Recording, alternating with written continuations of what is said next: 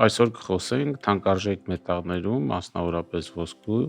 եւ արծաթի մեջ ներդրումներ կատարելու մասին։ Մեր վերաբերմունքը թանկարժեք մետաղներին ավելի շատ հոգեբանական է, քան տնտեսական։ Եթե այս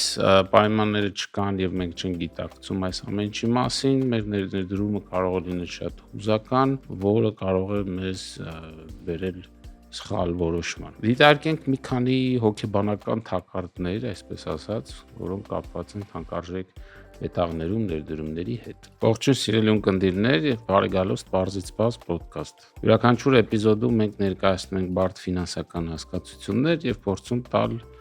օգտակար խորհուրդներ։ Շնորհակալություն եմ հայտնում Արարատ բանկին քաղաքացու ֆինանսական գրագիտությունը կարևորելու եւ այս նախաձեռնությունը հովանավորելու համար։ Բանկի աջակցությամբ մենք կարողանում ենք տրամադրել որակյալ կրթական բովանդակություն, որը կօգնի ձեզ կայացնել խելացի ֆինանսական որոշումներ։ Շարունակեք հետևել Պարզից Պարզ ոդքասթին, որպեսզի միասին կառուցենք ֆինանսապես ավելի գրագետ հասարակություն։ Բաժանորդագրվեք, սեղմեք զանգի կոճակը, որպեսզի բաց չթողնեք մեր բարբերական տեսանյութերը։ Ինչպես խոստացել ենք, այսօր կխոսենք թանկարժեք մետաղներում, մասնավորապես ոսկու եւ արծաթի մեջ ներդրումներ կատարելու մասին։ Երբ ֆինանսական շուկաներում անորոշությունները մեծանում են, փոխարժեքները սկսում են տատանվել, գնաճը բարձրանում է, տարբեր ապրանքների եւ հումքերի գները սկսում են տատանվել, մարդիկ հաճախ հիշում են ոսկու կամ թանկարժեք մետաղների մասին։ Չէ՞ որ ոսկին միշտ անվտանգ է։ Կա նման տարածված կարծիք։ Այս հաղորդման ժամանակ չենք փորձելու գովաբանել կամ հակառակը վախեցնել ոսկուց կամ թանկարժեք մետաղներից, կփորձենք օբյեկտիվ հասկանալ ինչպիսի մտածողություն ձևավորել դրանց շուրջ։ Այսպես ինչեր մարդիկ ձգտում ձեռք բերել ոսկի կամ արծաթ։ Ոսկին եւ արծաթը ունեն մի շատ կարևոր առանձնահատկություն, դրանք հազարամյակներով եղել են արժեքի կուտակման միջոց, ի տարբերություն շատ այլ ֆինանսական ակտիվների, որոնք համեմատաբար նոր են։ Մեր վերաբերմունքը թանկարժեք մետաղներին ավելի շատ հոգեբանական է, քան տնտեսական։ Մարդկանց համար ոսկին ունի մի քանի առանձնահատկություն, այն տեսանելի է, այն ֆիզիկապես շոշափելի է եւ այն համարվում է անվտանգ։ Եվ այս հատկությունները ուղեղի համար շատ կարևոր հոգեբանական ազդակներ են։ Հաճախ նաեւ այսօր կրիպտոարժույթներն են համեմատում ոսկու հետ, բայց կարծում եմ այս կարևոր առանձնահատկությունը կա, կրիպտոարժույթները շոշափելի չեն եւ նաեւ գիտենք դեպքեր, երբ որ մարդիկ իրենց էլեկտրոնային դրամապանակների ունեցած կրիպտոարժույթները այս կամ այն հանգամանքների բերումով կորցրել են։ Պետք է հաշվի առնել, որ թանկարժեք մետաղներում ներդրումները նման չեն ֆինանսական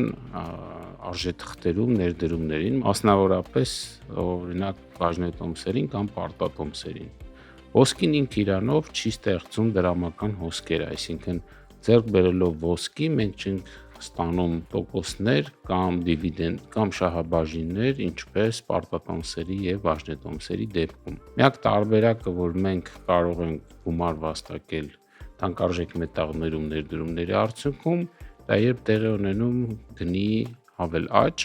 եւ այլ ներդրողներ պատրաստ են ձեռք բերել մեզանից այդ ոսկին կամ արծաթը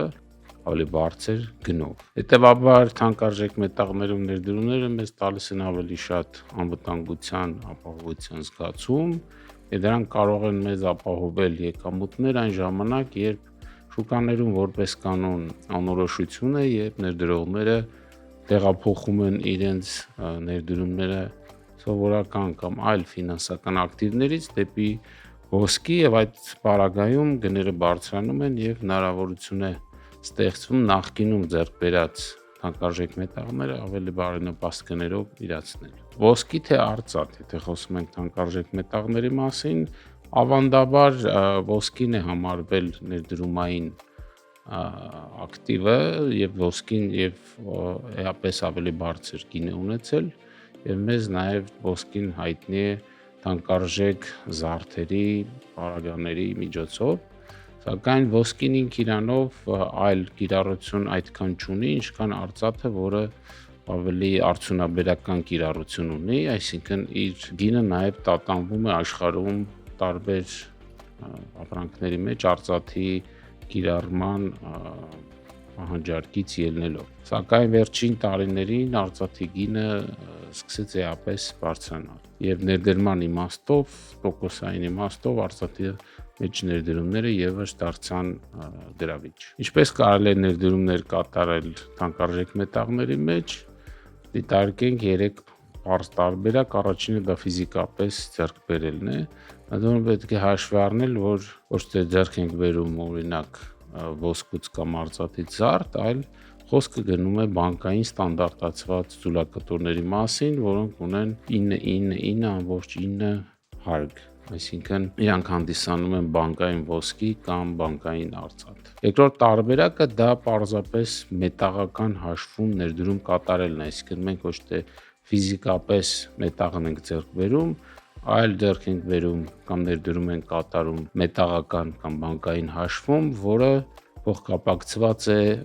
մետաղի գնի հետ, այսինքն ֆիզիկապես մենք չունենք մետաղը, որը իրականում պահելը եւս գլխացավանք է, այսինքն ֆիզիկական ոսկի ձեռք բերելու դեպքում կամ պետքա պահենք չհրկիզվող պահարանում կամ տանենք նույն բանկում պահատուփերում պահենք, որի համար պետքա վճարենք, իսկ մետաղական հաշվում ներդրումը ենթադրում է պարզապես բանկում հաշիվ։ Եվ երրորդ տարբերակը, այսպես ասած, համակցված կամ հիբրիդ տարբերակն է, երբ մի մասը կլինի ֆիզիկապես մետաղի տեսքով, մնացածը հաշվի տեսքով։ Դիտարկենք մի քանի հոգեբանական թակարդներ, այսպես ասած, որոնք կապված են թանկարժեք մետաղներում ներդրումների հետ։ Առաջին հոգեբանական թակարդը այն պատկերացումն է, որ եթե ամեն ինչ փլուզվի, սա կմնա, եւ բնականաբար եթե ամեն ինչ փլուզվի, երևի թե թանկարժեք մետաղն էլ իմաստ չունենա։ Երկրորդ հոգեբանական թակարդը դա այն պահն է, երբ մարդիկ ձգտում են ձեռք բերել թանկարժեք մետաղ եւ հաճախ ոսկու կամ արծաթի մասին մենք հիշում ենք, երբ անորոշությունները արդեն տարածվել են, գները արդեն բարձրացել են եւ ձեռքբերումը կատարվում է գնային պիկերի վրա, որը նշանակում է, որ ձեռքբերումը հնարավոր է այդքան էլ ձեռնտու չլինի եւ գները այնուհետեւ իջնեն։ Ուրեմն պետք է հաշվի առնել, որ վերջի ժամանակներս գները ոսկու եւ արծաթի գները բավականին տատանողական են դարձել։ Մեկ այլ թակարդ կամ սխալ կլինի, երբ մենք ամբողջ ներդրումները տեղափոխենք թանկարժեք մետաղների մեջ եւ այսպիսով բոլոր ձվերը դնենք մեկ զամբյուղի մեջ, որը ֆինանսների համար կարելի ասել առաջի կանոններից է չդնել բոլոր ձվերը մեկ զամբյուղի մեջ, որպեսզի կոտրվելու դեպքում բոլորը միասին չկոտրվեն։ Պատասխանենք այն հարցին, թե երբ իմաստ ունի ներդնել գումարները թանկարժեք մետաղների մեջ։ Առաջինը, երբ մենք ուզում ենք պաշտպանել մեր ունեցած կապիտալը, այլ ոչ թե արագ աճ ունենանք։ Երկրորդը, երբ մենք ունենք արդեն իսկ ներդրումներ տարբեր ակտիվների մեջ եւ փորձում ենք դիվերսիֆիկացնել մեր ներդրումները թանկարժեք մետաղների մեջ եւս։ Եվ հասկանում ենք, որ գինը կարող է երկար ժամանակ չաճել, այսինքն երկար ժամանակ մենք հնարավոր է եկամուտ չունենանք այս ներդրումից։ Եթե այս պայմանները չկան եւ մենք չենք գիտակցում այս ամենի մասին, մեր ներդրումը կարող է լինել շատ հուզական, որը կարող է մեզ բերել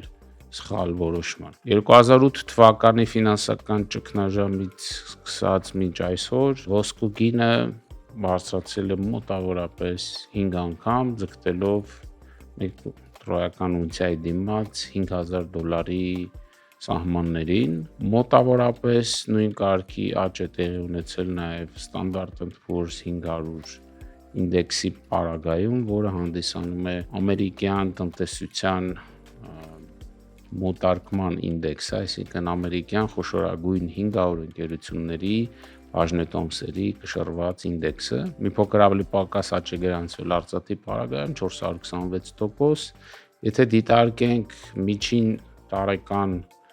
կուտակային եկամտաբերությունը, ապա մոտավորապես 9-ից 10%-ի շրջանակներում աճել են արծաթը 9%-ի շրջանակներում, իսկ ինդեքսը եւ ոսկու գները մոտավորապես 10%-ի շրջանակներում, Այսինքն եկամտաբերության իմաստով բավականին նորմալ եկամտաբերություն է եղել, սակայն ինչպես նշվեց, դա ոչ թե դրամական հոսքերի տեսքով է, այլ հիմնականում կապիտալի հավելաճի։ Որպես ամփոփում նշեմ, որ ոսկին եւ արծաթը դրանք կախարդական լուծումներ չեն, դրանք գործիքներ են իրենց ինչպես ուժեղ, այնպես էլ թույլ կողմերով, ուժեղ կողմերը հավանաբար ապահովությունն են, թույլ կողմերը տարբերությունները այլ ֆինանսական գործիքներից եւ կարճաժամկետ եկամտաբերությունը, իսկ ամենակարևորը մեր գիտելիքն ու մտածողությունն է կապված տարբեր ֆինանսական գործիքների հետ, դրանց